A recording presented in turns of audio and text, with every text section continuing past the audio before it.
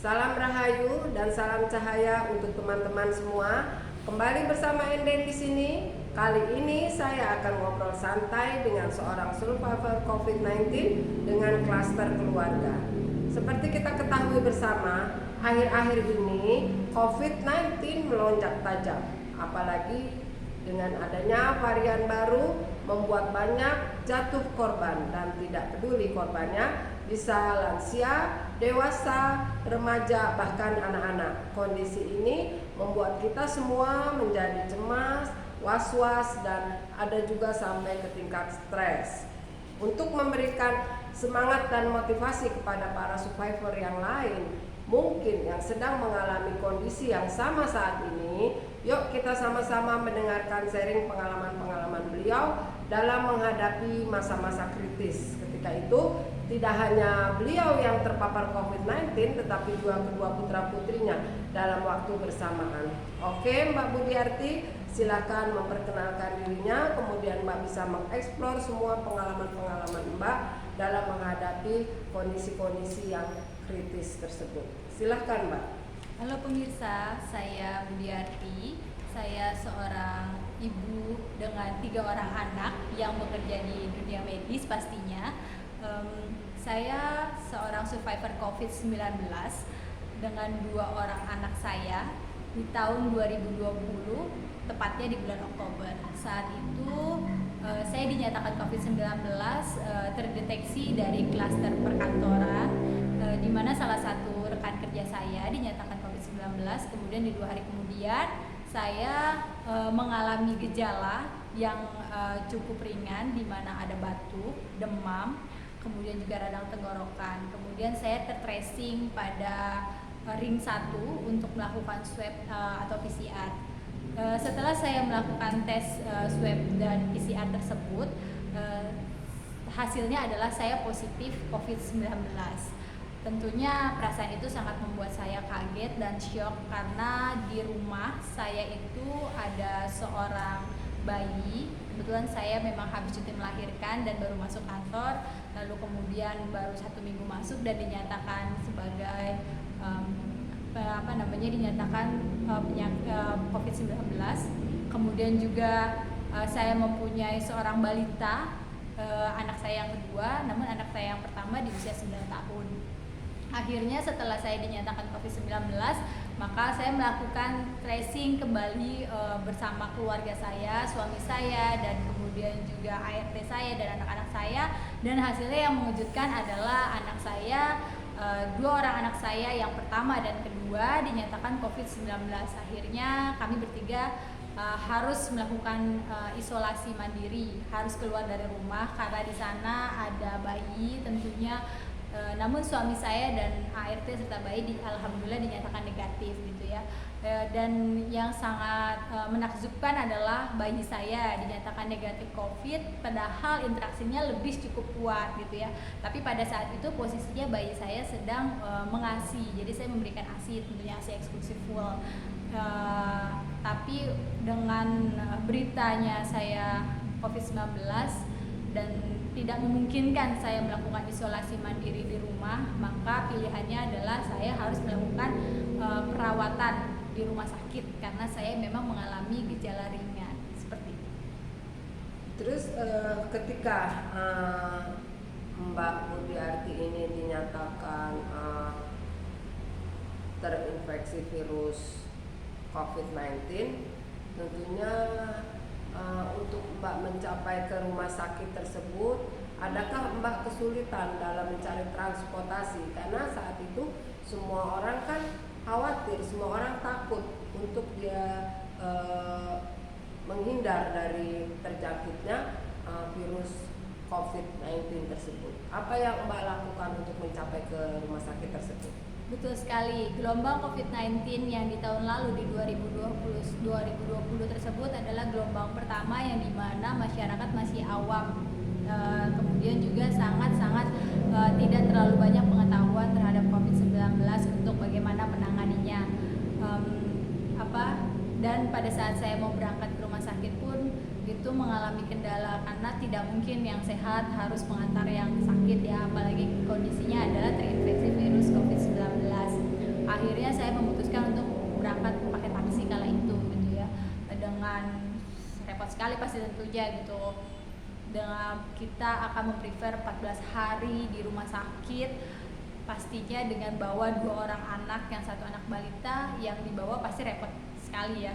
Yang pertama pasti bawa mainan karena takut bosen gitu ya. Terus baju-baju udah pasti lebih banyak gitu ya, karena untuk mengganti baju mereka takut selama perawatan ada hal-hal kemungkinan terjadi hal lain yang tidak diinginkan. Kemudian juga saya tetap membawa buku-buku pelajaran anak saya, karena dengan harapan selama isolasi mandiri anak saya bisa tetap sekolah gitu ya, tetap mendapatkan pelajaran dari sekolahnya gitu ya. Terus dia tetap percaya diri, bisa tampil di hadapan teman-temannya walaupun melalui daring seperti itu.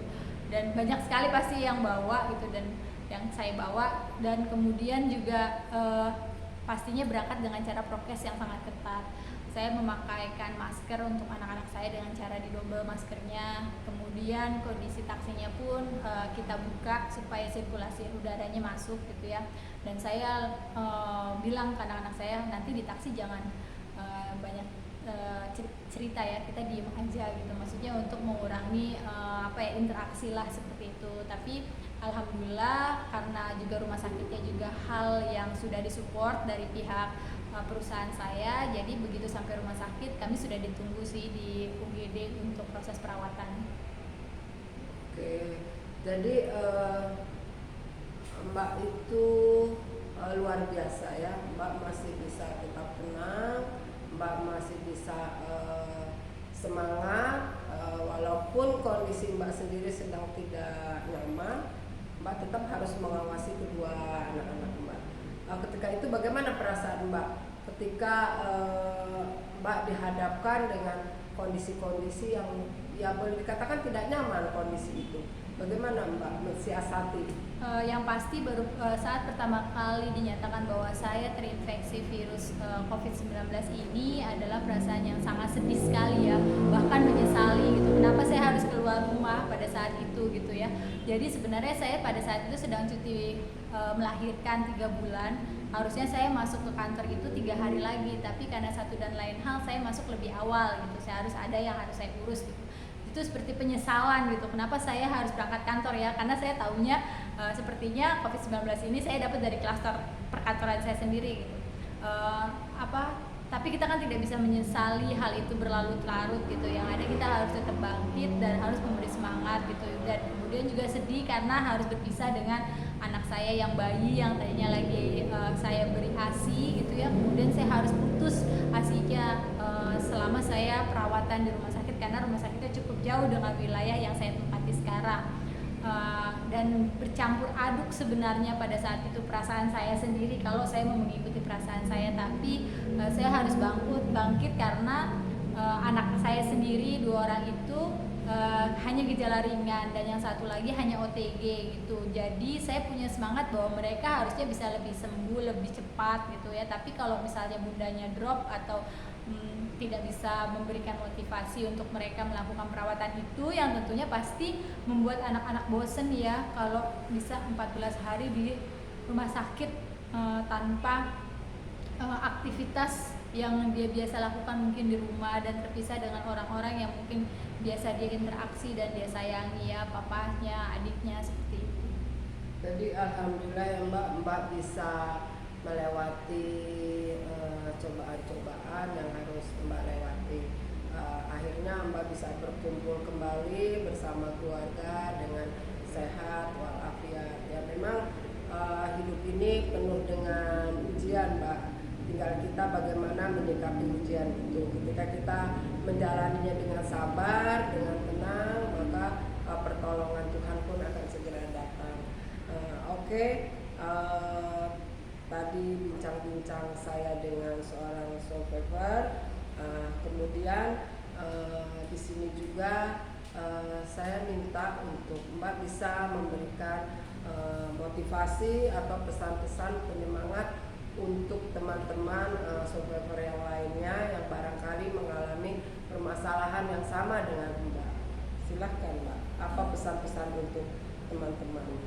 Pesan saya yang pertama, waktu tahun lalu kan memang membuat saya terkaget-kaget karena memang klaster anak-anak kan belum ditemukan atau mungkin belum banyak ditemukan. Untuk yang tahun ini yang kita dengar kabarnya bahwa anak-anak menjadi korban yang lebih banyak ya dari COVID-19.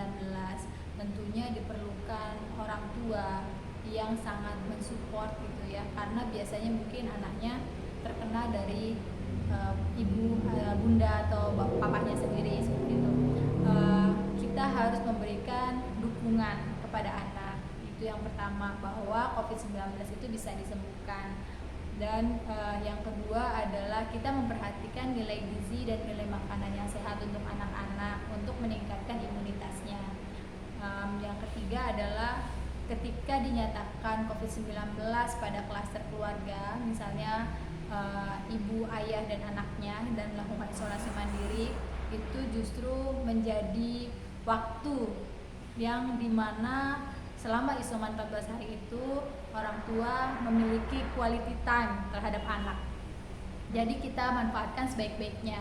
Kita melakukan edukasi bersama dengan anak, bermain bersama, kemudian juga melakukan hal-hal yang menyenangkan, yang kreatif, misalnya menggambar bersama, atau mungkin membuat puzzle bersama, atau mungkin membuat vlog atau YouTube bersama gitu, sehingga imun dari keluarga itu secara bersamaan meningkat seperti itu ya.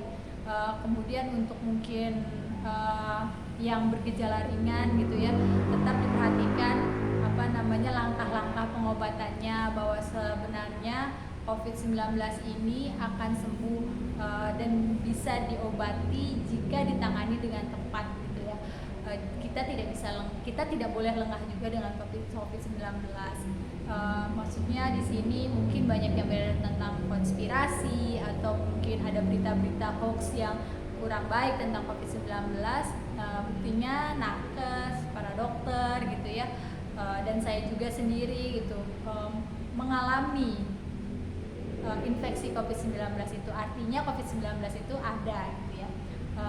Tapi kemudian juga kita jangan terlalu takut gitu, karena kita harus tetap sebagai manusia menjalankan fitrahnya sebagai manusia gitu ya.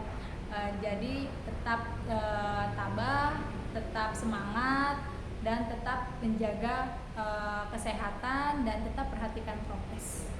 Oke, tadi kita sudah mendengarkan sharingnya Mbak Budiarti. Untuk teman-teman yang mengalami permasalahan yang sama, kita bisa ambil atau kita bisa petik pengalaman-pengalaman tersebut, bahwa kita harus tetap semangat, kita harus tetap mempunyai motivasi, sehingga terutama bahagia ya, sehingga imun kita tidak menjadi turun. Oke, terima kasih Mbak Budiarti atas kehadirannya. Apa yang Mbak sampaikan tadi adalah sebuah motivasi, sebuah inspirasi, sebuah energi untuk teman-teman yang sedang mengalami permasalahan tentang kesehatan COVID-19 tadi. Mudah-mudahan di lain waktu saya bisa mengundang Mbak lagi, kita bisa sharing-sharing dalam hal atau permasalahan yang lain. Oke, terima kasih Mbak. Sekali lagi, apa yang harus disampaikan kepada masyarakat di sana Mbak? Salam sehat dan tetap memperhatikan prokes, memakai masker, mencuci tangan, menjaga jarak, dan tidak berkerumun pastinya. Oke, terima kasih sekali lagi. Rahayu, Rahayu Sagung Dumadi.